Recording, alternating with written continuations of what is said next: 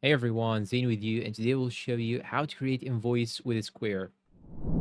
First, go and open the Square application. Then here you can find on the left side invoices. Tap on it. Once you tap on it, here you can simply click on create invoice. Once you click on create invoice, you can add the item or the discount, but simply I will click on add customer first. Now you can choose between recently created or simply create a new customer or simply search for a specific customer and the name and the email of this customer will be displayed just like so. So here, as you can see, I have the name of the customer and the email and all the data. And after that, you can add the item or the discount. So I'm going to click on add item. Then I'm going to choose the item that I actually want to add. Then I'll choose the amount, the quantity, the size, etc. The toppings, if you are using something like pizza, for example, then I'm going to add the quantity down below right here. And after that, you can even add some invoice details and you can simply click on message right here